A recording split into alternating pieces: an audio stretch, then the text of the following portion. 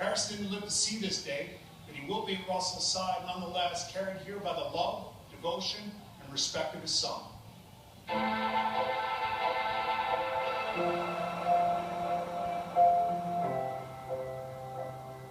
So here we are in New York City. Has it sunk in that in your second year, you've helped lead your team to the Super Bowl? Well, it's pretty miraculous, to be honest with you. You know me, coming from Richmond, Virginia, I had this fire, this dream, I had this passion to play the game of football. And I was a 5'11" quarterback, and I just needed somebody to give me a chance. It's pretty surreal just to think about how, I had Peyton Manning coaching me up. I was in 10th grade at his passing academy. I just remember that moment of meeting him and that moment of being around him. The funny thing is that during the draft process, I go to Denver and they're showing me around and taking me through the locker room. And Peyton's just sitting in there in the locker room going through plays. He said, "Did I know you from somewhere before? I feel like I've seen you." You look familiar. And I was like, to be honest with you, Peyton, I actually went to your camp when I was in 10th grade and he started laughing and we just had a good old time.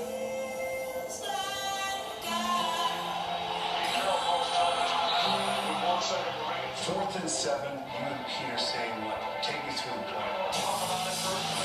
Well, we're trying to figure out if we can kick the field goal. I was just Coach, we gotta go for it. Coach kind of wanted me to go for it too. Coach Carroll is. And sure enough, we were able to throw a deep ball to Jermaine Kearse.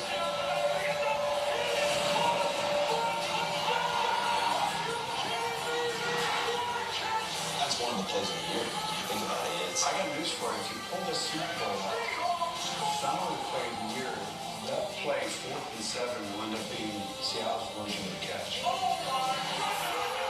As the game's winding down, the NFC Championship game, and you realize that I am, in fact, going to the Super Bowl. I'm sure you took a second to think about your dad. Oh, definitely, man. I think about him all the time. I actually write something on my wrist. Like that game, I wrote down Dad. And that way, I always think about him when I'm playing and all the things that he's taught me.